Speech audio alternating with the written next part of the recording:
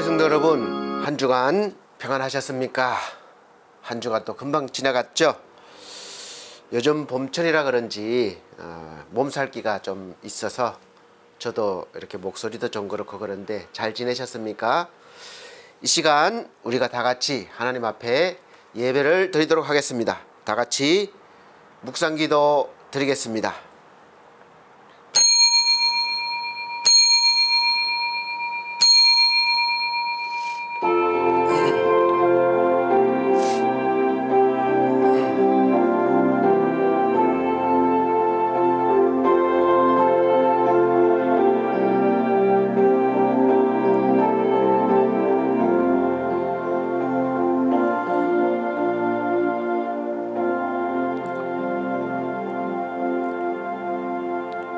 빌라도가 대제사장들과 관리들과 백성을 불러 모으고 이르되 너희가 이 사람이 백성을 미혹하는 자라 하여 내게 끌고 왔도다. 보라, 내가 너희 앞에서 신문하였으되 너희가 고발하는 일에 대하여 이 사람에게서 죄를 찾지 못하였고 헤롯이 또한 그렇게 하여 그를 우리에게 도로 보내었도다. 보라, 그가 행한 일에는 죽일 일이 없느니라. 그러므로 때려서 놓겠노라. 무리가 일제히 소리질러 이르되 이 사람을 없이하고 바라바를 우리에게 놓아 주소서 하니 이 바라바는 성중에서 일어난 밀란과 살인으로 말미암아 옥에 갇힌 자르라. 빌라도는 예수를 놓고자 하여 다시 그들에게 말하되 그들은 소리질러 이르되 그를 십자가에 못 박게 하소서, 십자가에 못 박게 하소서 하는지라. 아멘. 찬송가 87장으로 찬송 드리겠습니다.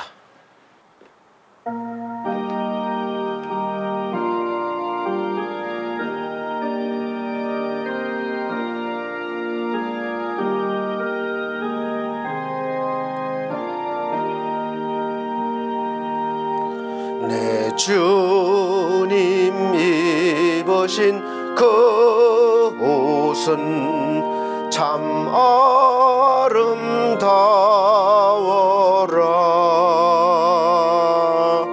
그 향이 내 맘에 사무쳐 내 기쁨 되도다.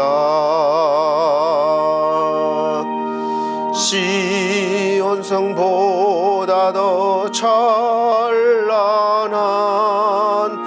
저 천성 떠나서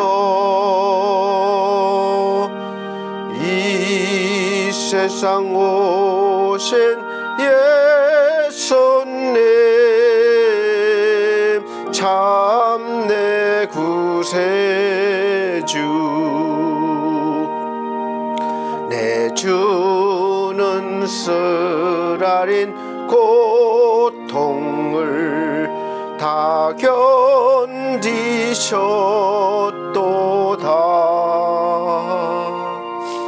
주 지신 십자가 대할 때 나 눈물 흘리네.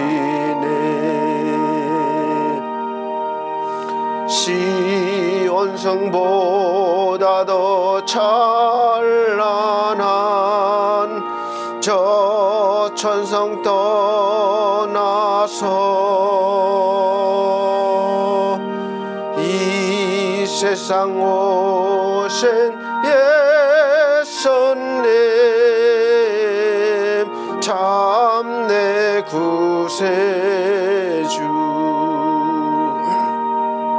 내 주님 입으신 귀한 옷 나 만져보았네.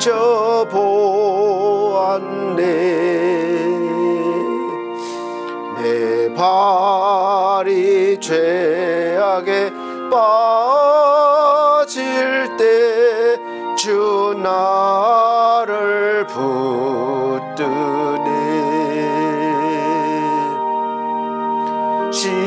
시온성보 보다 더 찬란한 저 천성 떠나서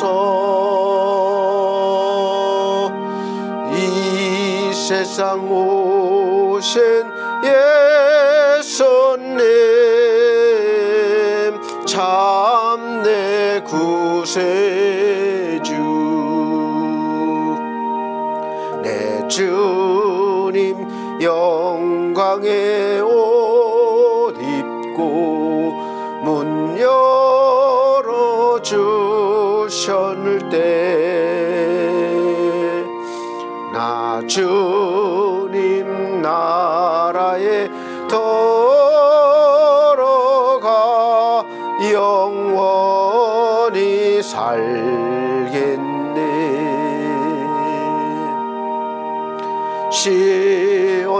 시온성보다 더 찬란한 저 천성 떠나서 이 세상 오신 예수님 참 내 구세주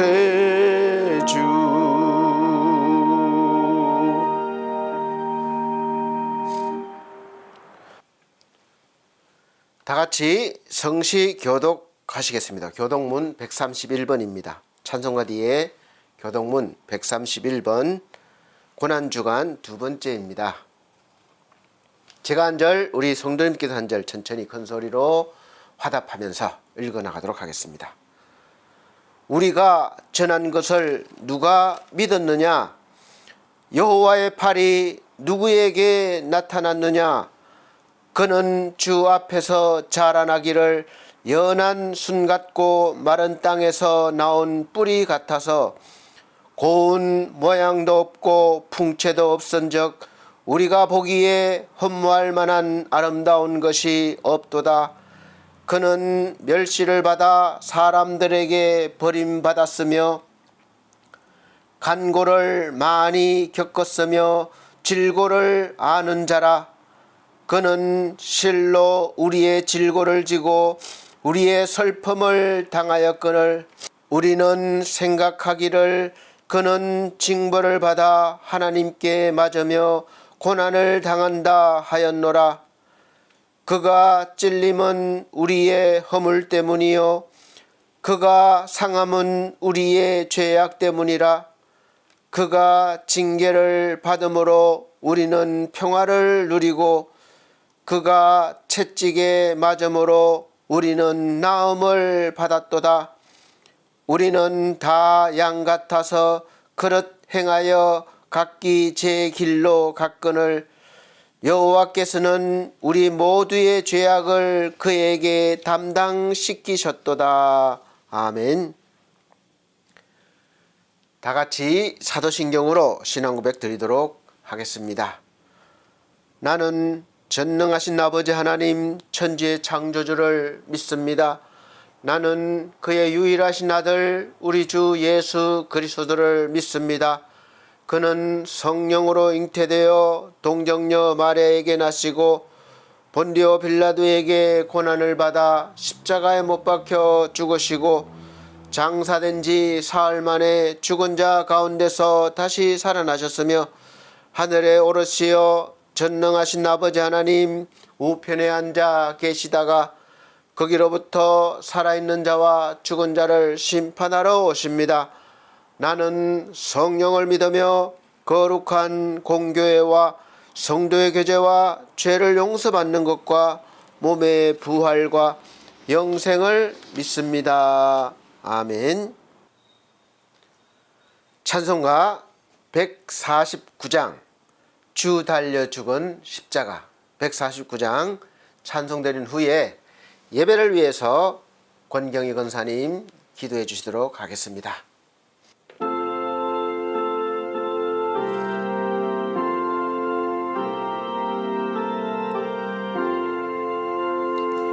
주 달려 죽은 십자가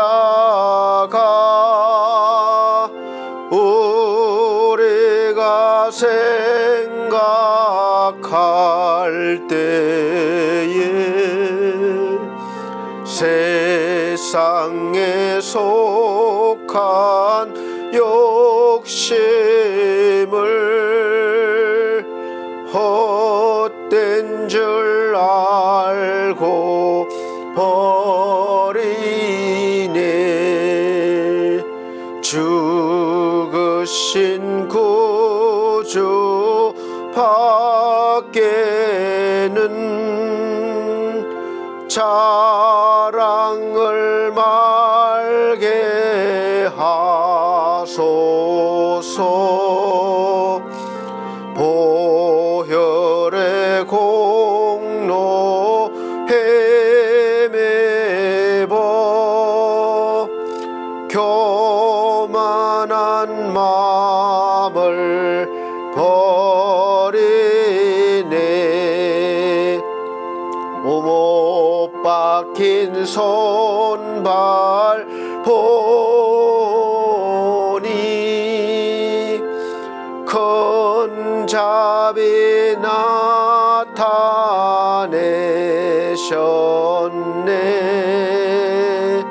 가시로 만든 멸류관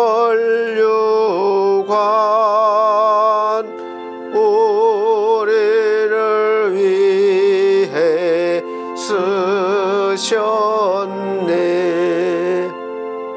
온 세상 만물 가져도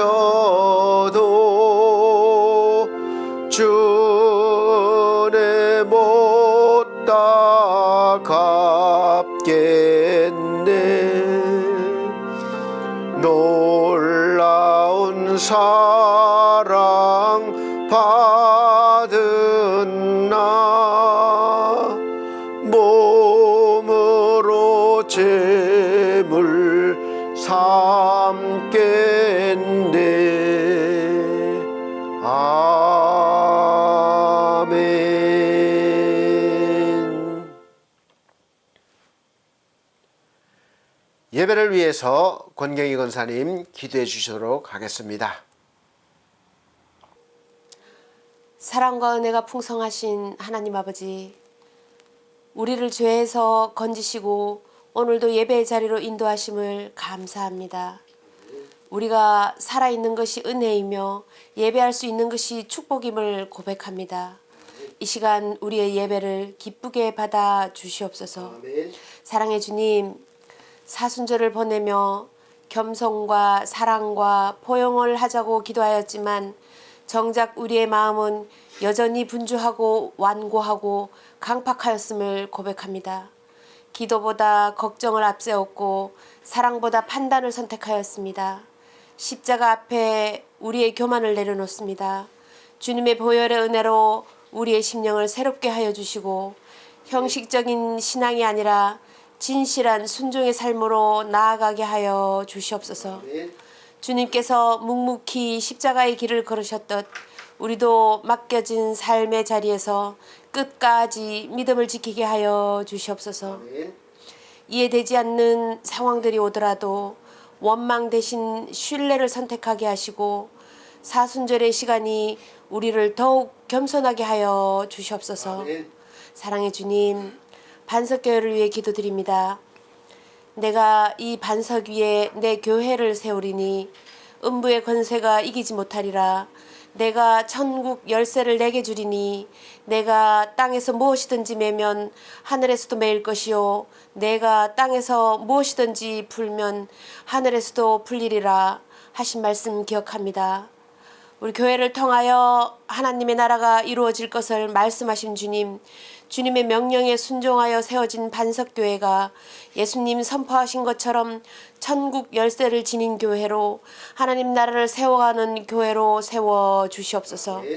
사랑의 하나님, 오늘도 저희 반석교회 목사님을 위해 간절히 기도드립니다. 항상 분주한 가운데 있사오니 건강 잃지 않도록 영육간의 강건함을 허락하시고 사역의 무게 속에서도 피곤하지 않게 새 힘을 주셔서 건강하게 섬기게 하여 주시옵소서. 말씀을 준비하시고 단위에서 전하실 때마다 말씀의 권능과 권세와 능력으로 성도들을 인도하게 하시고 성도들의 마음이 열려 주님의 뜻을 깨닫는 귀한 시간이 되게 하여 주시옵소서. 예배의 시종을 주님께 의탁하오며 우리를 구원하신 예수 그리스도의 이름으로 기도드립니다. 아멘.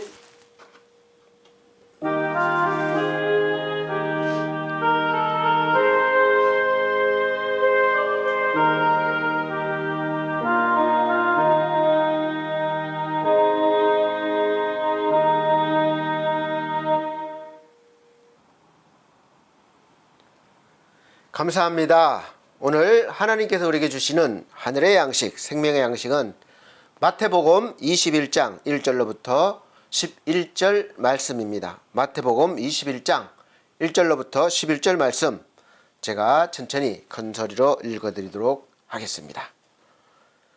그들이 예루살렘에 가까이 가서 감람산 벳바게에 이르렀을 때에 예수께서 두 제자를 보내시며 이르시되 너희는 맞은편 마을로 가라.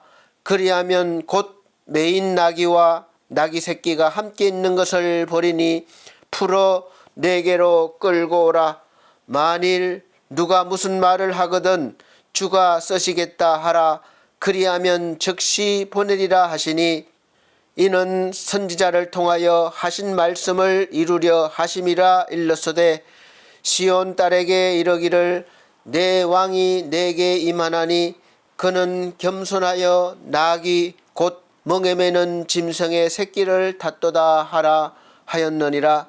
제자들이 가서 예수께서 명하신 대로 하여 나귀와 나귀 새끼를 끌고 와서 자기들의 겉옷을 그 위에 얹음에 예수께서 그 위에 타시니 무리의 대다수는 그들의 겉옷을 길에 펴고 다른 이들은 나뭇가지를 베어 길에 펴고 앞에서 가고 뒤에서 따르는 무리가 소리 높여 이르되 호산나 다윗의 자손이여 찬송하리로다.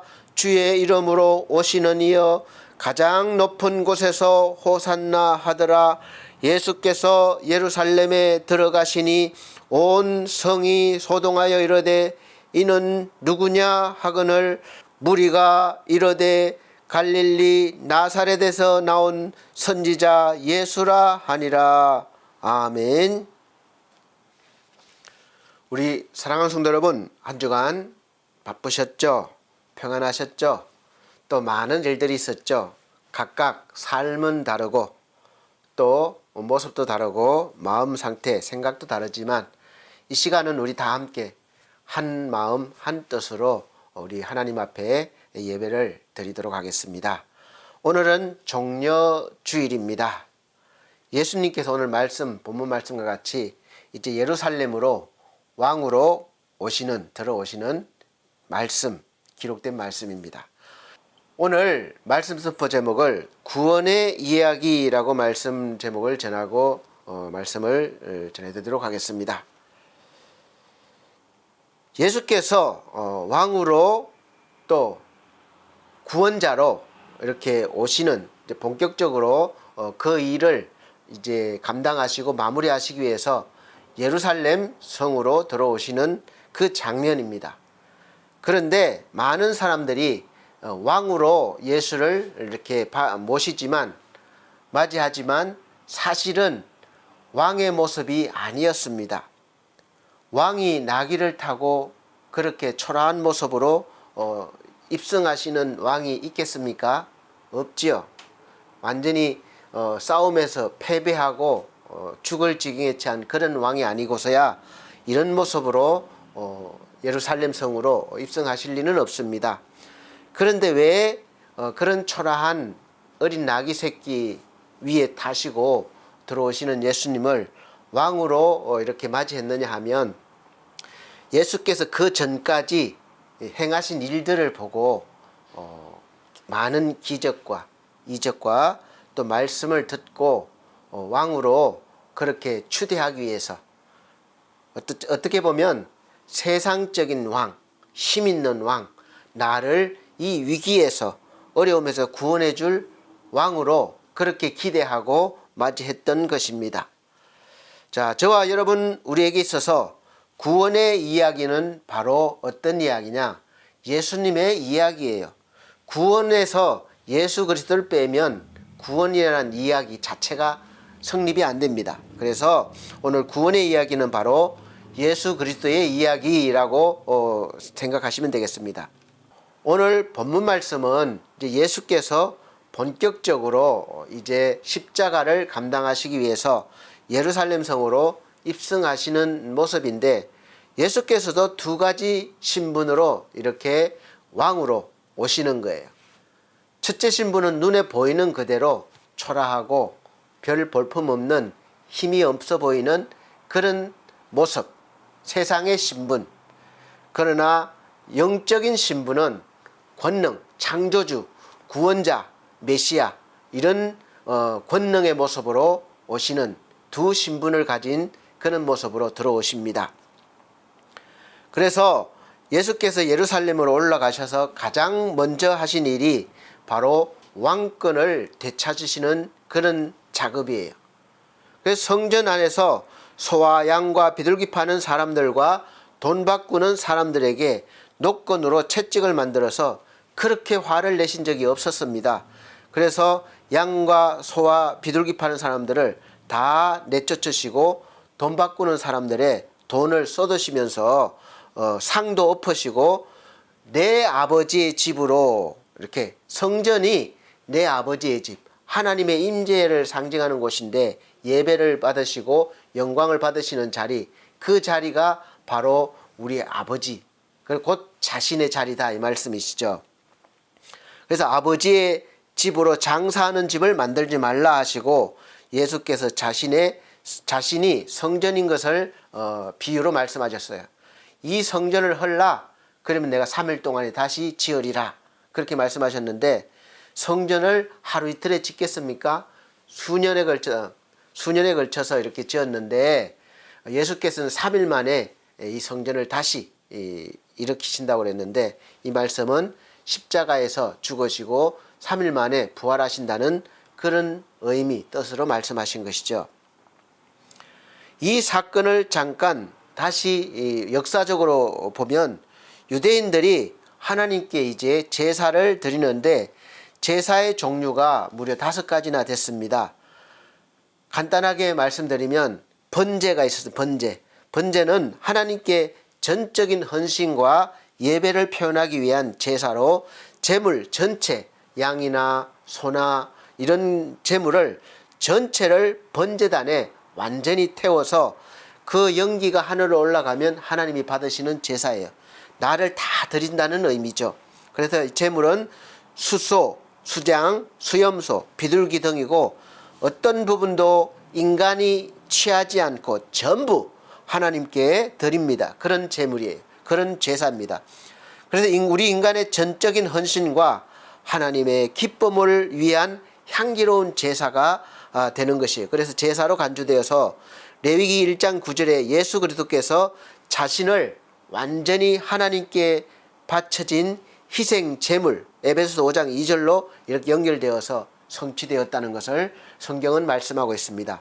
예수께서 자신의 전부를 하나님께 드림으로 온전한 제물이 되어주셨다, 우리 대신에 그렇게 연결이 되는 것입니다. 그 다음에 소제가 있는데 감사와 봉헌을 표현하는 제사입니다. 피가 없는 제사예요. 그래서 이 제물은 고운 가루, 이렇게 곱게 빻은 가루, 기름과 유향으로 나누고, 또 누룩이나 꿀은 금지되었습니다. 제물의 일부는 불에 태워서 드리고, 나머지는 이제 제사장들이 가져와서 그것을 먹게 됩니다. 이는 우리 삶, 인생의 소산과 노동의 열매를 하나님께 드리는 그런 예배로서 예수님의 거룩한 삶 전체가 하나님께 드려진 봉헌이라는 특징, 상징이 됩니다. 그러니까 예수님의 삶 전체를 하나님께 열매로 드린다, 이렇게 이해하시면 되겠습니다. 세 번째는 화목제입니다. 화목제는 그야말로 말 그대로 화목하게 하는, 그러니까 하나님과 화해를 하고 교제를 할 수 있는 그런 길을 여는 제사입니다. 감사를 나타내는 제사로 제물은 소와 양과 염소 등이 있고, 또 감사, 서원, 자원하는 마음, 이런 제사로 나뉩니다. 레위기 3장에 보면 설명되어 있습니다.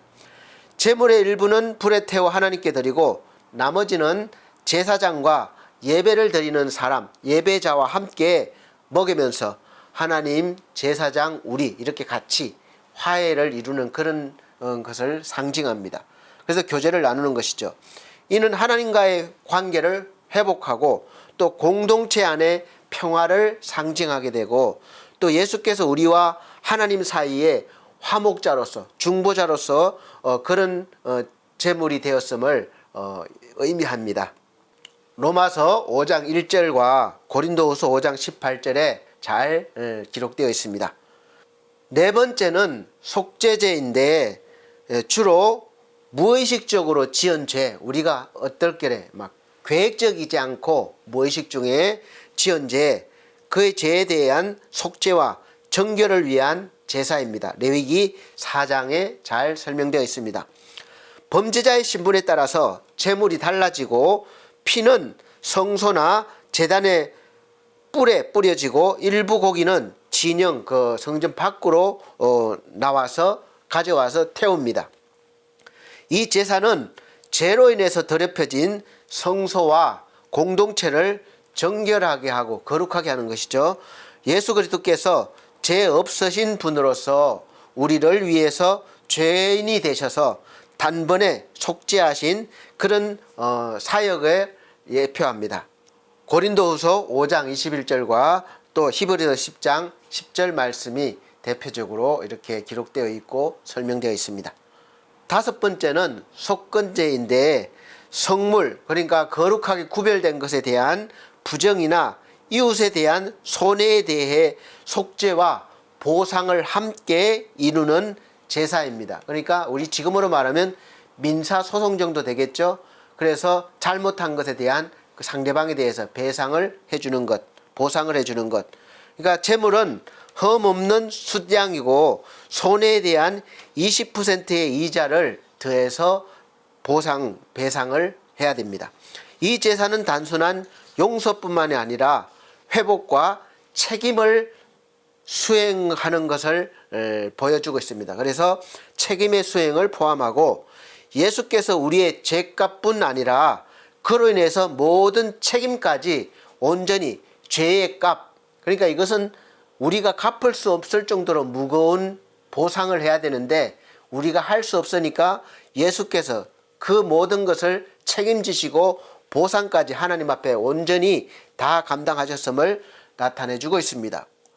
이사야서 53장 10절, 골로새서 2장 14절 말씀에 설명되어 있습니다.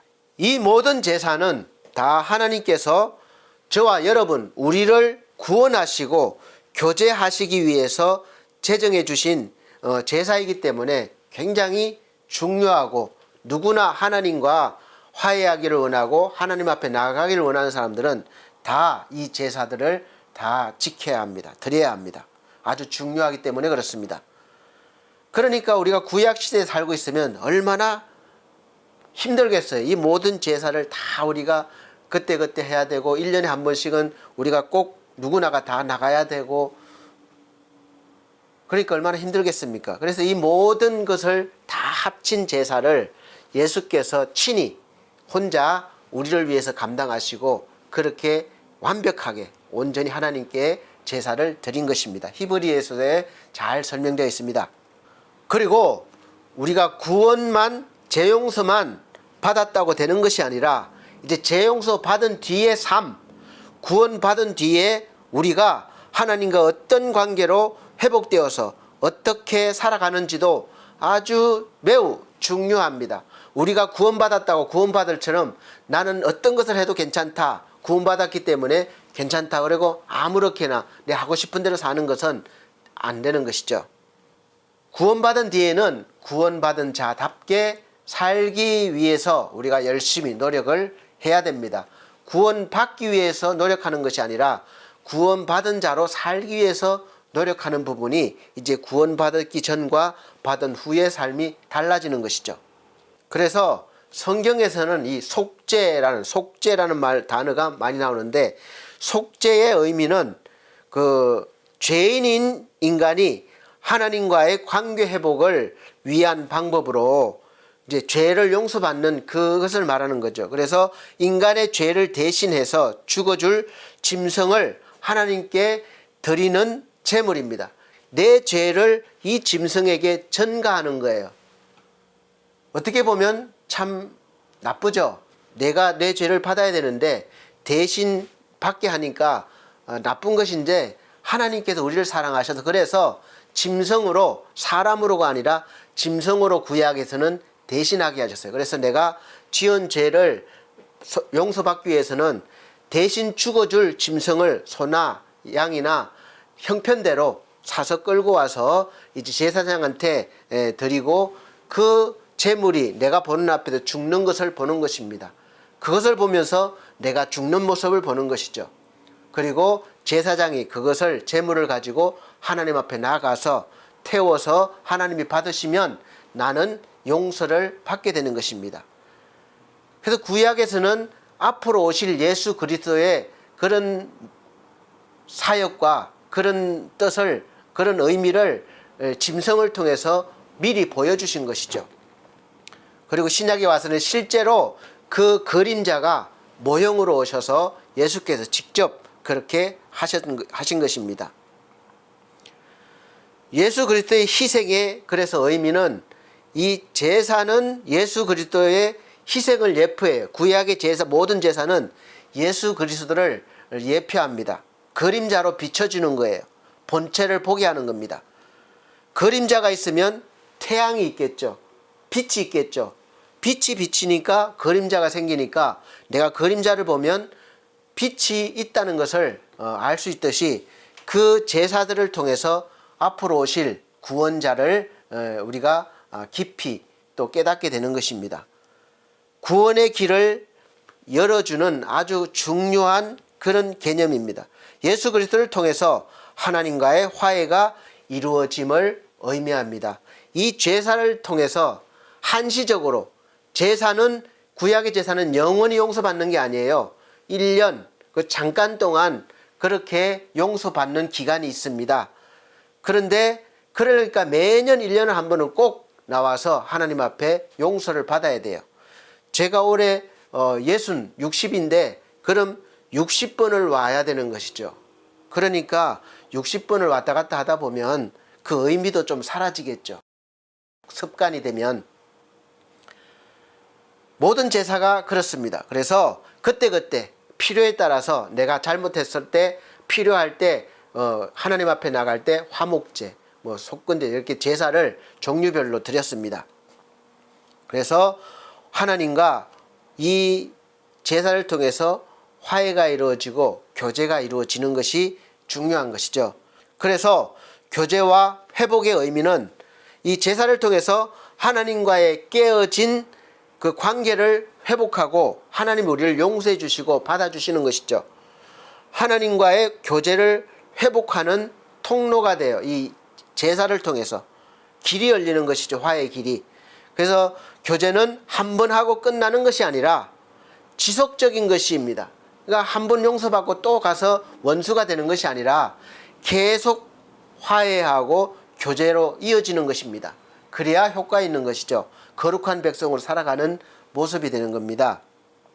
우리가 10의 1조가 무엇입니까? 10의 1조는 모든 것이 하나님으로부터 왔음을 고백드리는 믿음의 고백이에요. 10의 1조를. 그래서 10의 1조는 하나님 것임을 남겨두고 관계를 위해서 드려지고, 또 나머지 9개를 내가 1개를 하나님께 드렸으니까 9개는 내 마음대로 쓰는 것이 아니에요. 9개조차도 하나님 것이니까 그냥 나를 위해 쓰되 의미 있게, 우리가 막 범죄하고 허랑방탕하게 쓰는 것이 아니라 잘 절약하고 좋은 일에 이렇게 지혜롭게 써야지 온전한 재물이 되는 것이지, 10의 1조만 드렸다고 내가 나머지 9개를 마음대로 한다는 뜻이 아닙니다. 잘 이해하셔야 돼요. 그래서 이 제사를 통해서 그렇게 하나님과의 관계가 회복되었으면, 용서받았으면 그때부터 이제 늘 하나님과의 관계를 가지고 우리가 말씀으로 살아가야 되는 것이죠. 그래서 지속적인 헌신과 감사의 의미가 있습니다. 그래서 그 제사를 통해서 하나님께 대한 헌신과 우리가 감사를 표현하는 방식으로 하나님과의 관계를 더 강화합니다. 그래서 하나님과의 관계 속에서 우리가 인생을 살면서 모든 생명, 나의 생명, 또 모든 죽음, 나의 죽음, 생사, 그다음에 우리가 사고당하고 안 좋은 일 당하고 화를 당한다고 그러잖아요. 화당하는 것, 그리고 복받는 것, 내가 잘되고 복받는 것, 그러니까 생사화복, 내가 죽고 살고 또 내가 좋은 일이 있고 안 좋은 일이 있고, 이런 모든 것들이 다 우연이 아니고 또 어떤 다른 것이 아니라 하나님으로부터 나옴을 알고 하나님이 주관하심을 알고 그분이 나의 주인, 인생의 주인임을 알고 늘 주님께 헌신하고 감사하는 의미가 다 제사에 담겨 있습니다. 이러한 5가지 5대 제사는 구원의 길을 이해하는 데 아주 중요한 역할을 해주고 있습니다. 예수께서 예루살렘 성으로 올라가셔서 가장 먼저 회복하시려 한 것이 바로 제사입니다. 제사. 예배가 굉장히 중요해요. 우리가 하나님 앞에. 예배에 모든 것이 다 담겨 있어요. 그래서 이 제사는 하나님의 백성들이 하나님과 가장 친밀한 관계를 유지할 수 있는, 세상에서 하나님께 인간이 드릴 수 있는 아주 중요하고 또 중요하지만 유일한 방법이에요. 다른 방법은 없습니다. 꼭 이 제사를 통해서만 가능해요. 오늘날의 예배와 같습니다. 예배는 우리 인간이 하나님께 드릴 수 있는 유일한 거룩한 행위예요. 최고의 행위예요. 이 구약의 제사, 지금의 예배를 통해서 우리가 죄에 대해서 알고 또 제사함에 대해서 알고 하나님의 용서와 사랑에 대해서 알게 되고, 우리가 어떻게 살아야 되는지, 하나님께 어떻게 영광을 돌리고 어떻게 헌신하며 어떻게 감사하며 살아야 되는지 이 예배를 통해서 알게 되고 또 우리가 믿게 되고 또 힘을 얻어서 그렇게 살게 되는 것으로 연결이 되기 때문에 예배는 아주 중요합니다. 어디 가서 하나님과의 관계를 회복하고 하나님으로부터 은혜를 받고 우리가 거룩한 삶으로 사는 것을 배우십니까? 어느 학문에도 없어요. 세상 학문에는 없어요. 그렇게 이 예배가, 제사가 중요합니다. 그래서 예수께서 이제 나귀를 타시고 왕으로 입성하신 뒤에 비록 모습은 초라하지만 영적인 권능을 가지고 이제 영광을 받으시기 위해서, 회복하시기 위해서 예루살렘 성으로 입성하셨고, 가장 먼저 하신 일이 바로 하나님이 예배를 받으시는 그 거룩한 장소를 이제 청소하신 것이죠. 그때 당시 예루살렘 성전에서는 이 드려지는 제사보다 떨어지는 떡에 더 관심을 가지고 있었습니다. 처음부터 물론 그랬던 것은 아니에요. 세월이 흐르면서 변해갔던 것이죠. 처음에는 제사 때 자기 대신 죽어줄 짐승을 정말로 최선을 다해서 흠이 없는 것으로 드려야 되니까, 제일 좋은 것을 드려야 되니까 또 보고 고르고 골라서 제일 좋은 것으로, 흠이 없는 것으로 준비해서 예루살렘 성전으로 끌고 와서 이제 제사장 앞으로 옵니다. 그래서 죽어주는 모습을 보고 자기 죄를 깨닫고 용서받았음을 깨닫고 감사하고 그런 것이 제대로 됐었죠. 그리고 제사장들도 자기의 임무를 잘 해냈습니다. 그런데 문제는 가까운 데 사는 사람들은 그래도 괜찮은데 외국에 살거나 먼 데 사는 사람들은 그 먼 거리에서 자기가 드릴 재물을 끌고 와야 되니까 얼마나 힘들겠습니까? 하루 이틀도 아니고 여러 날을. 그래서 너무 힘이 드는 것입니다. 그래서 나중에는 이제 어떻게 되었느냐, 이제 재물을 파는 그 장사꾼들이 생긴 거죠. 성전 앞에서. 그리고 성전 안으로 자꾸 들어오게 되고 장사꾼들이 많아지게 되니까. 그래서 재물을 드릴 사람들은 살 돈만 가지고 와서 간단하게 재물을 사서 바로 드리면 됩니다. 그러니까 얼마나 편리해졌습니까? 너무나 편하고 좋게 된 거예요. 그래도 마음을 다했으면 하나님께서는 받아주셨을 것입니다. 이런 일들이 자연스럽게 정착되면서 재물이 될 짐승을 파는 사람들이 자꾸 더 많이 생겨나고, 또 거기에 맞게 사람들이 많은 곳에는 항상 뭐가 있어요? 먹고 마시는 것이 생기죠. 많은 장사꾼들이 생겨나게 된 겁니다. 그래서 이제 상인들이 많아지게 되고 이제 완전히 시장처럼 되어버린 거예요. 형성이 되어버렸습니다. 이제 재물을 흥정하기까지 됐어요. 그러니까 얼마를 깎아달라, 얼마를 더 달라, 이익을 창출해야 되니까 그렇게 자꾸 되는 것이죠. 그래서 싸게 사려는 사람들이 많아졌고, 또 비싸게 팔려고 하는 사람들도 많아졌고, 그렇게 된 것이죠. 그래서 재물이 흥정의 대상이 된 것입니다. 그런데 이제 문제가 되기 시작한 것이, 좀 더 싸게 살려면 장사꾼이 좋은 물건을, 흠이 없고 최고 좋은 물건을, 짐승을 주겠습니까? 아무래도 좀 질이 떨어지는 흠이 있는 것을 싸게 줄 수밖에 없고, 또 이 재물을 드리는 사람은 싸게 상가를 가지고 제사장 앞에 가야 되니까 제사장이 안 받아주면 어떡합니까? 그러니까 뇌물을 주는 거죠. 그래서 중간에 이 제사장들이 그 돈을 받고 그 흠이 있는 재물을 받아주고 하나님 앞에 드려지게 되는 거죠. 그러니까 이것은 제대로 된 예배가 아닙니다. 그러한 일들이 처음에는 양심의 가책이 느꼈겠지만 세월이 흐르다 보니까 자연스럽게 된 것이죠. 그래서 완전히 이제 하나님의 성전이 아니라 서로의 이익을 위해서 사고 팔고 드려지는 형식적인 이 제사가 되었던 것이죠. 그래서 예수께서 그렇게 그 원인을 아셨기 때문에 다 둘러퍼시고 쫓아내시고 그렇게 하신 것입니다. 이 하나님의 성전은 거룩성은 잃어버리게 되었고, 제사를 드리러 오는 사람들이나 장사꾼들이나 제사장들이나 온통 자기 이익만 생각하게 될 정도로 변질이 되었던 것이죠. 여러분, 오늘날 우리가 예배를 드리러 왜 옵니까?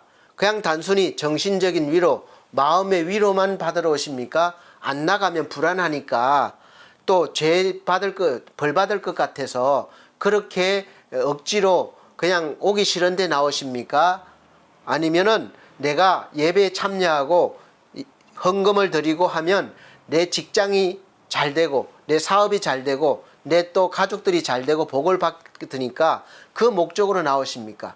그래서 목사님들은 헌금을 많이 내는 사람들을 우대하고 장로로 세우고 또 권사로 세우고 또 일꾼도 세우고, 또 헌금을 적게 가져오는 사람들은 그냥 형식적으로 맞이하고, 이러한 일들이 일어나고 있다고 상상하시면 되겠습니다. 실제로 그렇게 되고 있는지는 모르겠지만 그렇게 된다고 한번 비교해 보십시오. 그러한 예배를 하나님께서 받아주시겠습니까? 오늘날도 마찬가지로 오늘 종려주일인데 그냥 예전에 2000년 전에 나귀 타고 오신 예수님을 우리가 기념하는 그 종려주일이 아니라 지금 이 순간에 왕으로 임재하시는 우리 예수 그리스도께서 우리 속에 있는 이 잡다한 장사꾼들과 또 거짓된 이 제사를 드리러 오는 그런 마음을 깨끗이 다 청소해 주신다는 것이죠. 지금도 마찬가지입니다. 그래서 다 몰아내 주세요. 지금 무슨 생각하십니까? 내가 뭘 해야 되는데 잊어버리고 왔네. 빨리 골프 치러 가야 되는데 빨리 예배가 안 끝나나. 이러한 생각들 다 장사꾼들이에요.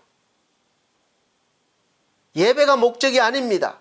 하나님께 내가 전적으로 드려지는 헌신과 내가 그동안의 모든 잘못을 용서받기 위해서 나온 자리가 아니라 그냥 단순히 그 위기를 모면하기 위한, 또 내가 원하는 것을 얻기 위한 또 마음에 그냥 스스로 안전하다, 이제 나는 이제 됐다, 위로를 받기 위한 그러한 예배가 아니라는 것입니다.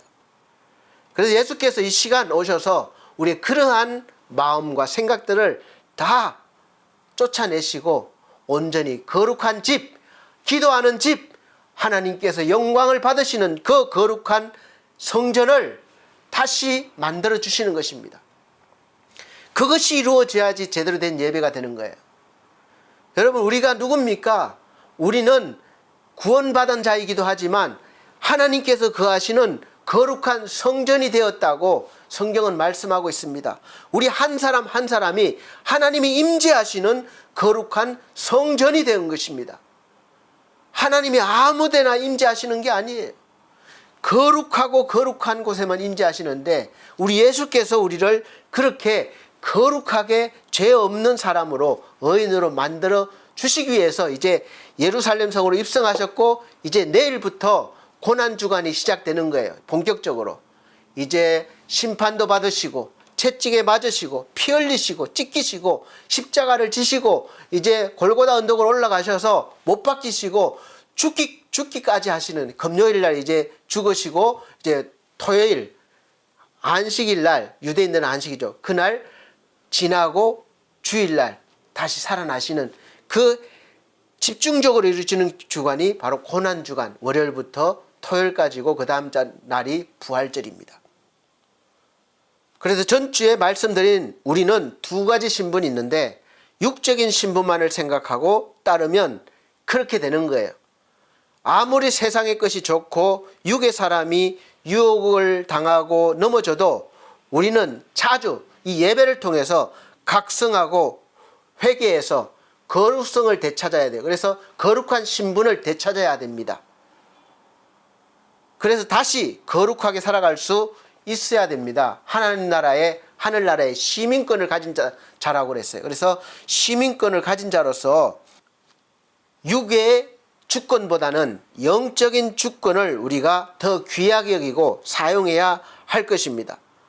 우리 사랑하는 우리 여러분들은 지혜로우신 분들이고 믿음이 있는 분들이니까 어떤 신분으로 살아가셔야 할지 다 아실 것이라고 믿습니다. 오늘은 종료주일로 지키고 있는데, 종료주일에 대해서 잠깐 정리해 드리겠습니다. 종료주일은 바로 의미가 예수님이 성경에 예언된 대로 오래전에 나귀를 타고, 어린 나귀를 타고 오신다고 기록되어 있습니다. 예언된 대로 어린 나귀를 타고 왕으로 예루살렘에 입성하신 날을 기념하며 군중들이 종려나무 가지를 흔들고 또 메시아로 환영한 사건이에요. 종려나무 가지는 왕을 맞이할 때 사용했던 그런 모습들을 알 수 있습니다. 그래서 종려나무 가지를 흔들며 왕으로 환영하는 것이죠.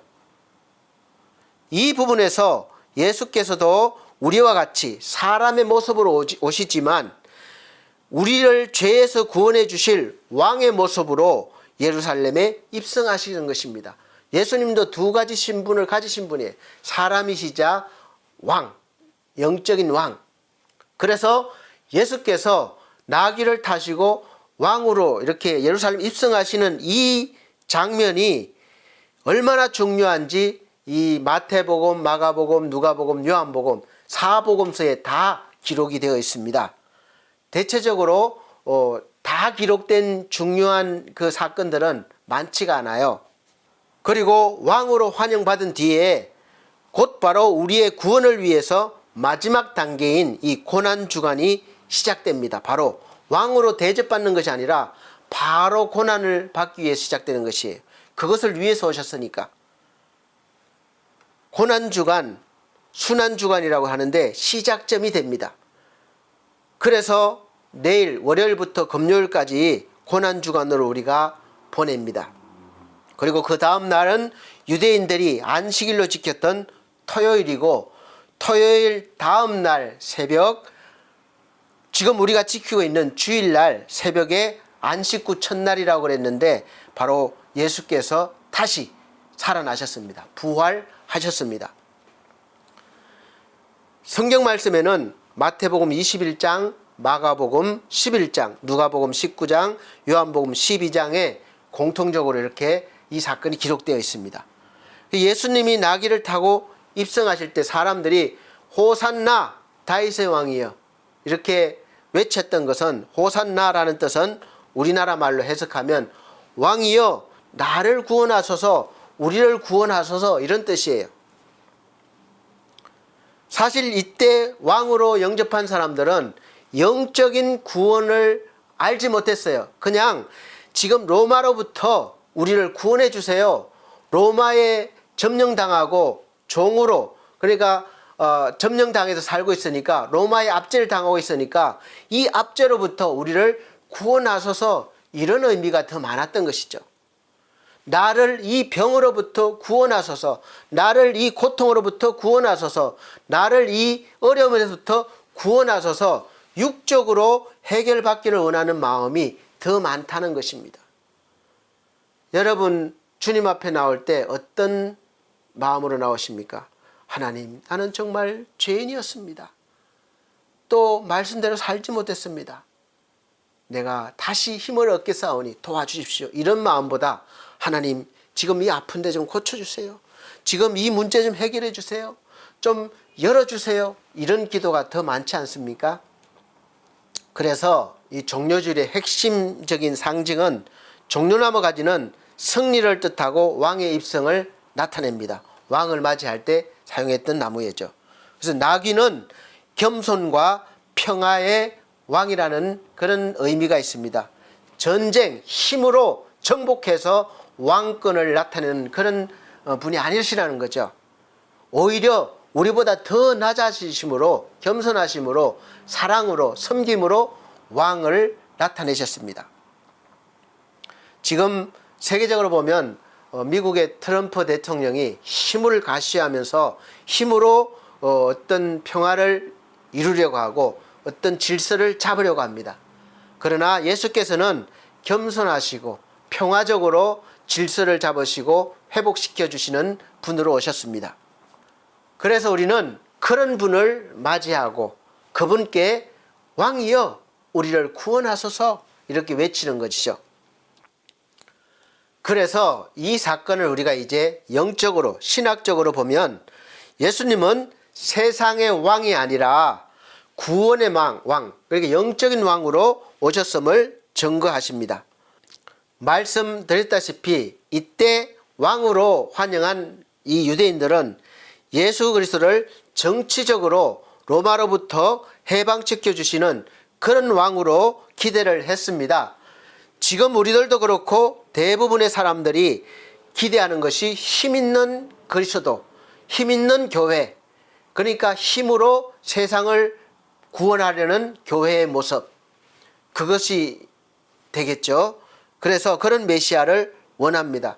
우리 예수 믿는 우리도 막 예수님의 믿고 나서 큰 힘을 받아서 세상에 보여주는 그런 압도하는 힘으로 구원의 복음을 전하기 위한 그런 도구로 우리가 쓰임받기를 원하는데, 주님께서는 그렇지 않으십니다. 오히려 약한 모습, 오히려 볼품없는 모습으로 이렇게 사역을 하시는 것이죠. 우리는 늘 그런 메시아, 구원자를 원하지만, 그러나 하나님의 구원의 계획은 정치적으로도 아니고 또 권력으로가 아니라 오히려 죽어주시는 십자가로 구원을 이루셨습니다. 계획하셨고 이루셨어요. 이런 계획을 누가 감히 상상이나 하겠습니까? 지금 막강한 권력을 가지고 있는 트럼프 대통령이 가장 낮은 지금 가난한 나라에 그 일반 시민으로 가서 그렇게 하겠습니까? 안 하죠. 그래서 많은 사람들, 왕이 오소서 했던 사람들이 곧 얼마 있지 않아서 자기들의 생각과 전혀 다른 모습을 보고 바로 생각이 바뀌고 등을 돌린 것이죠. 얼마 되지 않아서 바로 예수 그리스도를 십자가에 못 박으소서 이렇게 외친 것입니다. 호산나 다윗의 왕이여 나를 구원하소서, 이랬던 사람들이 십자가에 못 박으소서 이렇게 외치게 된 겁니다. 오히려 악한 짓을 한 살인자인 그 살인자를 놓아주고 예수를 못 박아라, 이렇게 했던 것입니다. 예수께서는 환영받으시고 며칠 후에 바로 십자가 처형으로 이어지는 이런 사람으로서는 도저히 이해할 수도 없고 생각할 수도 없는 사건을 통해서 이루심으로 하나님의 뜻을 이루시는 것을 우리가 성경을 통해서 볼 수 있습니다. 그래서 비록 오래전에 기록되어진 성경 말씀이지만 이 말씀을 똑같이 오늘날에 적용해서 우리는 고난주간에 이제 오늘 종료일절부터 시작해서 고난주간을 통해서 십자가를 깊이 알고 묵상하는 기간으로 보내야 될 것입니다. 나는 과연 어떤 메시아, 어떤 왕을 원하고 있는가 한번 깊이 묵상해 보시고, 그리고 나는 배신하지 않고 예수님의 그 가시는 길을 끝까지 따르고 있는가, 이것을 점검하시는 시간으로 좀 보내실 수 있으시길 바랍니다. 그래서 종료주일은 환영받는 왕으로 오신 예수님이 십자가 길로 들어가신 시작의 날이기도 합니다. 사랑하는 우리 성도 여러분들은 지금 어떤 구원을 바라고 계시고 어떤 구원자로 예수께서, 하나님께서 오시기를 원하십니까? 우리는 성경을 통해서 배우고 깨달으면서도 여전히 그때 유대인들처럼 정치적인 메시아, 하나님 지금 이 나라 지금 정치나 이런 뭐 꼴이 말이 아닙니다. 주여 이 나라를 구원하소서. 그래서 우리 교회를 통해서 힘있게 우리 교회의 힘을 보여주셔서 좀 우리가 원하는 대통령이 되게 해주셔서 그런 왕을 원하십니까?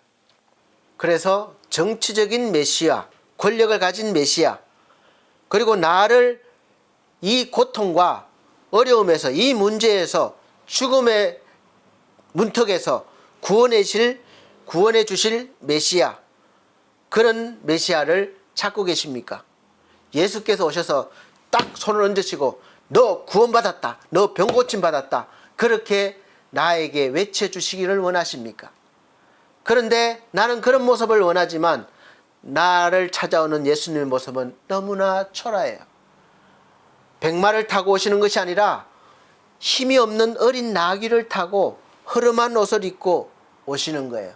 그런 모습에 우리는 쫓아나가서 예수님 기다렸습니다, 나를 구원하소서, 이렇게 외칠 수 있습니까? 그래서 많은 사람들이 교회에 와도 예수님을 만나지 못하고 헤매는 경우가 많습니다. 내가 바라는 모습으로 말씀으로 들려지지 않거든요. 예수께서는 말씀으로 일하셨습니다. 기록된 말씀으로도 많은 일을 하셨고 또 실제로 말씀하시기도 하셨어요. 그래서 말씀이 육신이 돼서 오셔서 하나님과 바로 연결이 되는 그런 것을 보여주셨죠. 사랑하는 우리 성도 여러분, 우리는 예수 그리스도에 대해서 얼마나 알고 있을까요? 얼마나 아십니까? 우리는 예수를 믿는다라고 말하기도 하고 예수 믿으세요 이렇게 권하기도 합니다. 그럼 예수를 믿습니다, 예수 믿으세요 했을 때 그 예수 그리스도, 그분에 대해서 얼마나 알고 이해하고 어떤 부분을 믿고 계십니까? 우리는 예수님의 이름만 아는 거 아닌가요? 아니면 예수님의 전 생애를 다 아시고 이해하고 계십니까? 우리 기독교를 제대로 알고 하나님과 예수 그리스도, 성령, 또 구원, 예수님의 재림, 이런 내용들을 좀 더 이해하기 쉽게 하기 위해서 신학, 학문으로 이렇게 되었고 또 교리도 생겨났습니다.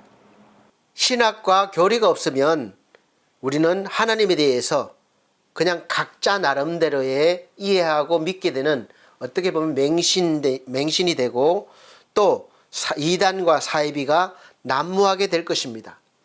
그러나 기독교는 신학과 교리로만 믿을 수 있고 이해될 수 있는 게 아닙니다. 그 범위를 훨씬 넘어서는 거예요. 우리가 약하기 때문에 그래도 제대로 하나님을 알게 하기 위해서, 길을 가르쳐 주기 위해서 학문이 생겨났고 교리도 생긴 것이지 그 안에 갇히신 하나님이 아닙니다. 우리 기독교는 사람에 대한 이야기이고 또 구원에 대한 이야기이기도 합니다. 타락과 회복과 구원, 이 이야기죠. 첫 번째 사람으로 아담이 소개됩니다. 이 아담 한 사람으로 인해서 인류가 형성되었고 또 아담 한 사람이 하나님께 범죄함으로 온 인류가 어떤 처지가 되었는지 설명하고 있습니다. 이야기하고 있죠. 그리고 이제 두 번째 사람으로 오신 예수 그리스도를 통해서 우리 인류가 어떻게 되었고 앞으로 어떻게 될 것인지에 대한 이야기로 이어집니다. 그러니까 사람에 대한 이야기죠. 그리고 가장 중요한 핵심이 되시는 그분이 바로 예수 그리스도이십니다. 구약과 신약에서 가장 중요하고 핵심인 바로 그분이 바로 예수 그리스도시에요. 그래서 예수님께서 탄생하시고 또 살아가신 그 기간, 십자가를 지시고 부활하시고 성천하신 그 기간 전 생애가 단순한 역사적인 기록이 아닙니다. 하나님께서 우리 인간을 구원하시기 위해서 우리 인간 시간 속으로 이 세상 속으로 직접 들어오신 큰 아주 획기적인 사건이고 또 그런 우리 구원의 이야기가 되죠. 성육신이라는 말을 들어보셨을 겁니다. 하나님이 사람이 되셨다는 것이죠. 사람의 몸을 입고 우리가 사는 이 공간 안으로 들어오셨다는 것입니다. 누가복음 2장에서는 우리를 구원하실, 자기 백성을 구원하실 메시아, 구원자에 대해서 오심에 대해서 기록하고 있습니다. 여기에서 구원자의 오심은 왕궁에서, 화려한 왕궁에서, 권력이 있는 곳에서 오신 것이 아니라, 탄생하신 것이 아니라 낮고 낮은 그 자리, 마국간에서 탄생하셨고 말 구유 속에 계셨고 또 이렇게 오셨어요. 그래서 이러한 기록들을 볼 때 영광이 아닌 겸손하진 모습으로, 높음이 아닌 낮은 모습으로 오신 것입니다. 이것이 바로 하나님이 사람의 몸을 입고 온 성육신 사건입니다. 요한복음 1장에서는 말씀이 곧 하나님이시고 이 말씀이 육신이 되어서 사람의 몸이 되어서 우리 가운데 오셨고 거하신다고 기록되어 있습니다. 그래서 하나님이 사람이 되심, 인간이 되심은 창조주께서 피조물이 되어 주셨다는 거예요. 우리 인간의 자리로 내려오셨다는 거예요. 그래서 가장 높은 곳에서 가장 낮은 곳으로 오셨다는 것이죠. 그래서 우리와 같은 사람으로 죄의 값을 치르셔야 했기 때문에 신으로서는 죄의 값을 치를 수 없어요. 똑같이 나와 같은 사람이 되어서 죄값을 치러야 되시기 때문에 사람이 되셨고 또 사람이민 동시에 죄가 하나도 없는 완전한 거룩하심이어야 되기 때문에 하나님이셔야 됐어요. 그래서 두 가지 신분이에요. 사람이면서 하나님. 그래서 이 두 가지 신분으로 이 땅에 오신 것입니다. 하나님이시고 사람이신 예수 그리스도. 그래서 우리도 마찬가지로 육신의 사람과 구원받은 뒤에 영적인 사람, 육신의 사람으로는 여전히 우리가 이 땅에 살아가면서 예수님처럼 볼품없고 또 내세울 것 없고 그럴 수 있습니다. 그러나 영적으로는 하나님과 화해가 이루어진 존재요, 거룩한 사람이요, 하나님의 백성이요, 하나님의 자녀된 권세가 있는 신분입니다.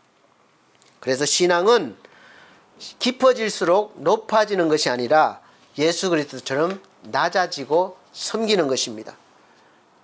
그래서 예수께서 세례 요한에게 세례를 받으시고 성령에 이끌리시고 광야에서 시험을 당하신 후에 시험을 말씀으로 이기신 후에 사명을 본격적으로 시작하셨습니다. 마태복음 3장 4장의 내용에는 예수님은 죄가 없으신데도 불구하고 사람으로 오셨기 때문에 우리와 똑같이 그래서 세례를 받으신 것이죠. 세례는 죄인인 인간이 예수 그리스도를 구원자로 믿고 죄사함을 받았다는 정표로서 세례를 받는 것입니다. 근데 죄가 없으신 예수께서 왜 죄인인 사람이 인간이 받는 세례를 받으셨겠습니까? 그래서 인간을 대표하기 위해서예요. 그리고 광야에서 시험을 받으신 것도 우리 인간을 대표해서 시험을 받으신 것이죠. 돌로 떡을 만들어라. 성전에서 뛰어내려라. 마귀에게 절하라. 이렇게 천하만국을 주겠다. 이런 시험들은 우리가 살아가면서 먹고 사는 문제, 또 명예욕, 이런 모든 부분들이 다 있는 것이죠. 이런 시험에서 기록된 말씀을 통해서 승리하신 것은 마찬가지로 우리도 예수 그리스도처럼 기록된 성경 말씀을 통해서 우리가 힘을 얻고 그 말씀을 통해서 승리하기를 원하시는 것이죠. 그래서 그 시험을 마치시고 이제 본격적으로 공생애를 시작하신 것입니다. 복음을 전하기 시작하셨죠. 가장 먼저 하신 말씀이 마태복음 4장 17장, 이때부터 예수께서 비로소 세례를 받고 난 뒤에 비로소 전파하여 이르시되 회개하라 천국이 가까이 왔느니라 하시더라. 아멘. 천국 소식을 선포하신 것이죠. 예수님의 사역은 크게 세 가지로 보실 수 있습니다. 첫째는 말씀 사역입니다. 회개하라 천국이 가까웠다. 기록되었으되 사람이 떡으로만 살 것이 아니라 하나님의 말씀으로 살 것이다. 이렇게 말씀 사역, 말씀으로 마귀를 물리치시고 말씀으로 사역을 하셨습니다. 그 다음에는 그렇게 하시면서 말씀만 하신 것이 아니라 실제로 고통받는 이들을 위해서 기적과 이적으로 병을 고쳐주시고 귀신도 내어 쫓으시고 눈먼 자를 보게 하시고 귀가 안 들리는 자들을 듣게 하시고 안전병이를 일으켜주시고 풍랑도 잠재우시고 이러한 일들을 하시면서 실제로 사람이시지만 하나님의 아들이심을 보여주시는 거예요.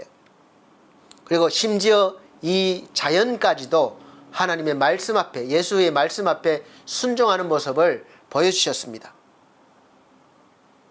그리고 관계 사역을 하셨어요. 화해자로 오셨으니까, 중보자로 오셨으니까 누구라도 중간에 막힘없이 하나님과 사귐이 있도록 그렇게 길을 열어주신 것이죠. 그래서 거룩하게 살려고 하는 사람이나 죄인으로 어쩔 수 없이 살아가는 사람이나 구별하지 않으셨어요. 그래서 유대인들이 멀리하는 세리라든지 창기와 병자와들과 함께 지내시기도 하셨고 또 찾아가시기도 하셨어요. 예수께서 이러한 사역을 하시면서 말씀하신 것이 바로 하나님 나라는 앞으로 올 것이다가 아니라 이미 임하였다라고 말씀하셨어요. 그리고 하나님 나라에 들어가는 길을 활짝 여셨는데 그것이 바로 핵심이 바로 고난과 십자가 사건을 통해서 이루어지고 완성되어집니다. 십자가는 그래서 구원의 중심이 됩니다. 요한복음 19장에는 예수님의 생애의 절정인 십자가를 지시기까지의 내용을 상세하게 기록하고 있습니다. 그래서 십자가의 의미는 대속의 의미, 대신 속죄함을 받는다는 뜻, 대속, 내가 받아야 할, 저와 여러분이 받아야 할 죄의 값, 그 형벌을 대신 받아주시고 십자가에서 죽으시는 것이죠. 그래서 대속, 예수께서 나를 죄에서 대신 죄값을 받고 구원해 주셨다. 그래서 하나님 사랑의 절정을 보여주시고 또 하나님의 뜻에 순종하심을 보여주셨고 그래서 마지막에는 다 이루었다 하시고 운명하셨습니다. 요한복음 19장 30절에는 예수께서 신 포도주를 받으신 후에 이르시되 다 이루었다 하시고 머리를 숙이니 영혼이 떠나가시니라. 아멘. 자, 다 이루었다. 이 말씀은 사명을 다, 하나님의 뜻을 다 이루셨다는 뜻이죠. 내가 죽고 부활함으로 이루겠다가 아니라 이미 다 이루셨다는 것이에요. 완성하셨다는 것입니다. 그 증거로 이제 보여주시기 위해서 죽음을 이기시고 죽음을 이기시는 것을 실제로 보여주신 사건이 바로 부활 사건이에요. 부활하신 모습으로 나타나신 것이죠. 부활은 죽음을 깨뜨리고 다시 살아나신 사건이시기도 하지만 죄인인 우리 인간이 하나님의 자녀인 의인이 되었다는 것도 함께 보여주는 것입니다. 그래서 마태복음 28장에는 예수님은 죽음에서 살아나셨다는 그런 사실을 기록하고 있습니다. 그래서 죄의 권세가 깨졌다는 것, 율법으로 인해서 정죄받은 그 형벌 사건이 이제 무죄로 되었다는 것과 이제 사망 권세가 더 이상 우리를 넘어뜨리지 못하는 거예요. 우린 죽음이 없는 자들이 된 거죠. 새로운 생명이 시작되었다는 뜻입니다. 그래서 우리는 죽는 사람, 실패한 사람이 아니라 다시 살아난 사람, 그리고 성공한 사람이 되는 거죠. 영원한 생명 있는 사람이 됩니다. 그래서 예수께서 승천하시고 현재 우리에게 어떤 일을 하실지도 가르쳐 주셨습니다. 부활하시고 하늘로 승천하신 후에 우리에게 사명을 주셨습니다. 1장 2절 3절 보시면 그가 택하신 사도들에게 성령으로 명하시고 승천하신 날까지의 일을 기록하였노라. 그가 고난받으신 후에 또한 그들에게 확실한 많은 증거로 친히 살아계심을 나타내사 40일 동안에 그들에게 보이시며 하나님 나라의 일을 말씀하시니. 아멘. 하나님 나라의 일을 말씀하시고 이제 남아있는 제자들에게 그 일을 하라, 그렇게 명령하신 것이죠. 그래서 제자들을 통해서 제자들이 생겨났고 또 그 제자들을 통해서 계속해서 생겨난 것이 바로 오늘날까지 이르렀는데, 우리도 그 초대교회의 제자들과 같이 이제 살아있는 동안 하나님 나라의 일을 해야 되는 것이죠. 그리고 이제 약속하는 것이 내가 다시 오리라, 재림하신다는 것이죠. 재림하실 때는 이제 구세주로 오시는 것이 아니라 심판주로 오시는 것입니다. 이제 이 우주가 전체가 예수님 오실 때는 다 이제 없어지고 새로운 하나님의 나라가 완성되는 것입니다. 요한계시록 22장에는 예수님이 다시 오심이 기록되어 있습니다. 마지막 절에 계시록 22장 20절에 이것들을 증언하신 이가 이르시되 내가 진실로 속히 오리라 하시거늘 아멘. 주 예수여 오시옵소서. 마라나타 오시옵소서. 주 예수의 은혜가 모든 자들에게, 모든 성도들에게 있을지어다. 아멘. 이것이 우리의 신앙의 마지막이에요. 다시 오실 예수님을 맞이하기 위한 그런 그릇이 이미 되어버린 거예요. 우리는 돌이킬 수 없어요. 예수 믿는 순간부터 예수께서 그렇게 만들어주신 것이고 오실 때 우리는 예수를 맞이할 수 있는 자격이, 권능이 있는 것입니다. 그래서 심판과 회복과 영원한 나라가 이제 이루어지는 것이요. 말씀을 맺겠습니다.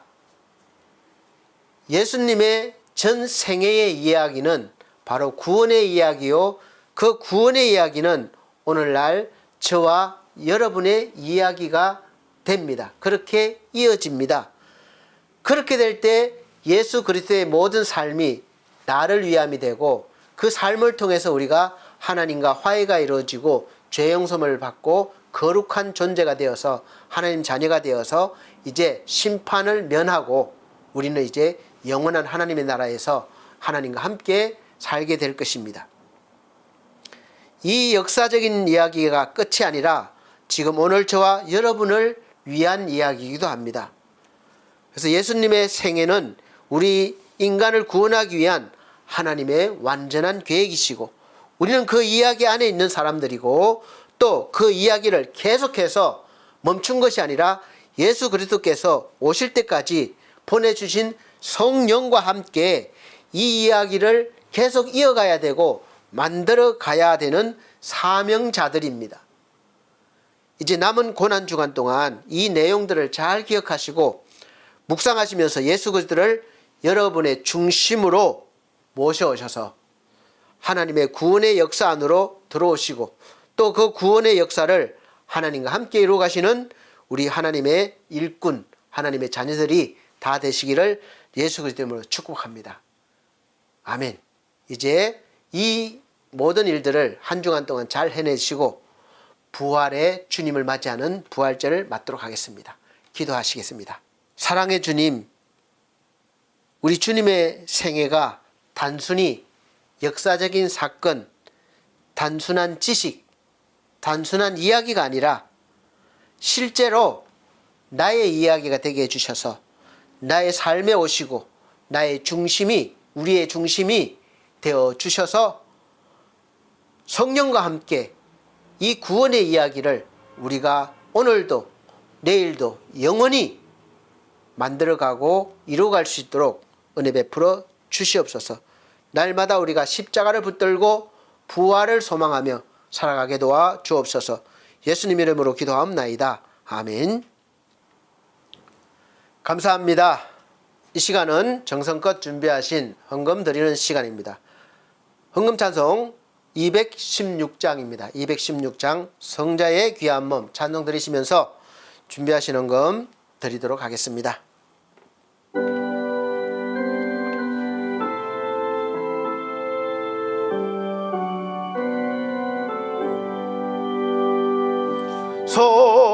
성자의 귀한 몸 날 위하여 버리신 그 사랑 고마워라. 내 머리 숙여서 주님께 비는 말 나무 주님께 바치리까. 지금도 날 위해 간구하심 이 어떤 믿음이 하옵나니. 주님의 참사랑 고맙고 놀라워 찬송과 기도를 쉬지 않네. 주님의 십자가 나도 지고 신실한 믿음과 마음으로 형제의 사랑과 친절한 위로를 네게나 베풀게 하옵소서. 만 가지 은혜를 받았으니 내 평생 슬프나 즐거우나 이 몸을 온전히 주님께 바쳐서 주님만 위하여 늘 살겠네. 아멘.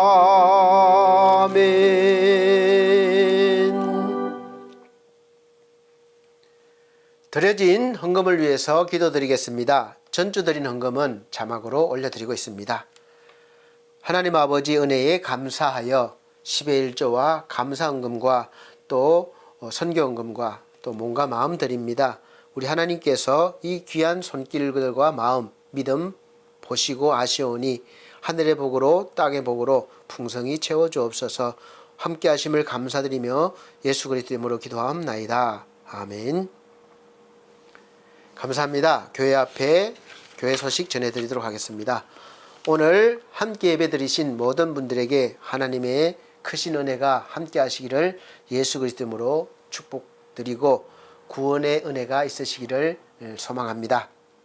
제가 한 주간 동안 좀 늘 그런데 무리했더니 일이 많이 또 자꾸 생겨요. 그래서 본래 비염이 좀 있는 데다가 이맘때 좀 심해집니다. 그래서 비염이 있는 데다가 또 목도 잠겨서 이렇게 또 목소리도 그렇지만 좀 이해하시고 잘 들어주셔서 감사합니다. 좀 쉬고 할 수 있는 시간 좀 최대한 만들어서 몸을 잘 건강관리 하겠습니다. 첫 번째, 2026년도 우리 반석교회 표어가 기뻐하며 말씀과 기도로 사는 삶입니다. 디모데전서 4장 1절로부터 5절 말씀입니다. 기뻐하시고 늘 주님 안에서 말씀과 기도로 충만한 삶을 사시길 바랍니다. 두 번째, 매주 주일 오전 11시 예배를 예배당에서 또 영상으로 들을 수 있도록 보내드리고 있습니다. 예배당에 오시고 또 우리 다음 주는 부활절이니까 꼭 오시고 또 오시지 못하는 분들은 영상으로 꼭 잘 들어주시길 바랍니다. 세 번째, 성도들의 가정과 직장과 사업을 위해서 기도해 주시고 또 우리 몸과 마음이 믿음이 연약한 성도를 위해서 기도해 주십시오. 우리 지상순 청년 건강과 또 가족 구원을 위해서 천성중앙교회 담임 목사님 강건함을 위해서 목회를 위해서 또 우리 권대혁 성도 이제 잘 회복되어서 다시 이제 퇴원해서 요양병원으로 갔습니다. 그래서 계속해서 하나님께서 지켜주시기를 기도해 주시고 또 가족 구원을 위해서도 기도해 주시기를 바랍니다. 기도해 주셔서 감사합니다. 그리고 그 외에 연약한 분들을 위해서 기도해 주시고 또 반석 우리 교회와 BS 미디어 홈페이지 잘 꾸며나갈 수 있도록 동력자를 위해서 기도해 주시고 또 운영을 위해서 기도해 주시길 바랍니다. LP서 재가복지센터 운영과 수급자 어르신들의 건강과 구원 그리고 가족분들을 위해서 기도해 주시고 또 우리 요양보호사 선생님들을 위해서 구원을 위해서 기도해 주시기를 바랍니다. 그리고 LP서 홈케어가 잘 돼서 교회와 센터를 도울 수 있는 기업이 되게 해달라고 하나님의 영광의 기업이 되게 해달라고 기도해 주시길 바랍니다. 이 모든 홈페이지 관리와 제작과 모든 것을 해주시는 디온 김성곤 대표님께 감사드리고 또 기도해 주시길 바랍니다. 하나님께서 가정 구원과 사업에 기업에 복을 주시기를 예수 그리스도로 축복합니다. 기도해 주십시오. 네 번째, 늘 푸른 요양을 해서 오후 예배를 인도하고 있는데 제가 건강해야 되니까 기도해 주시고 또 말씀 잘 전할 수 있도록 기도해 주시고 여기 계신 어르신들과 또 원장님 우리 직원분들이 다 하나님 말씀으로 구원받으시고 충만해질 수 있도록 기도해 주시고 또 운영도 잘 될 수 있도록 기도해 주시기를 바랍니다.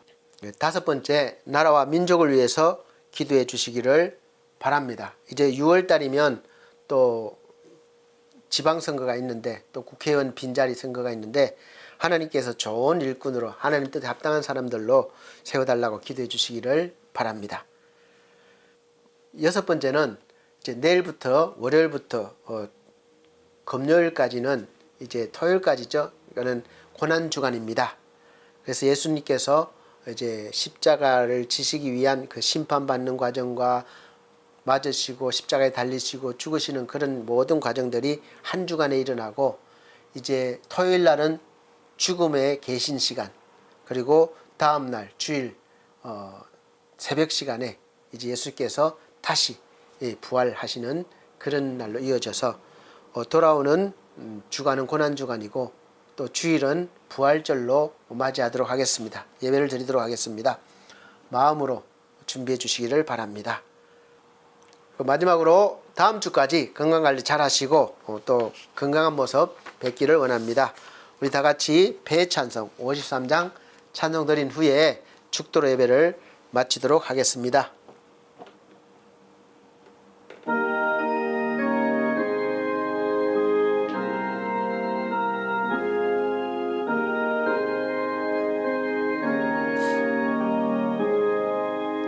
성전을 떠나가기 전 머리를 숙일 때 주께서 함께 계시고 복 내려 주소서. 집으로 돌아가는 길 주동행하시고 내 모든 언행 심사를 다 지켜주소서. 거룩한 날이 다가고 저녁이 돼도 주의 맘에 빗대사 늘 계시옵소서.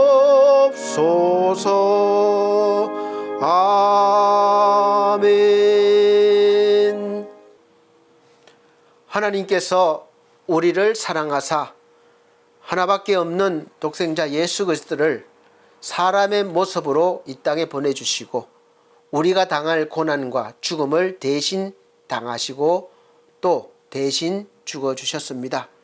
그리고 영원한 생명을 주시기 위해서 부활하시고 승천하시고 우리에게 하나님 나라를 계속해서 선포하고 전하게 하셨습니다. 이제 우리가 그 귀한 존재가 되었고 사명을 받았습니다. 우리 하나님 이 모든 일들을 주와 함께 이루어 나갈 수 있도록 은혜 베풀어 주시고 힘을 더하여 주시옵소서. 주 예수 그리스도의 은혜와 하나님의 크신 사랑과 성령님의 감화감동 교통하신 은혜가 중앙총회와 중앙총회 신학과 온석대학원대학교 그리고 우리 서울중앙손해위에 사랑하는 우리 반석교회 모든 성도들과 이 시간 함께 예배드린 귀한 영혼들에게 함께 계실지어다. 아멘.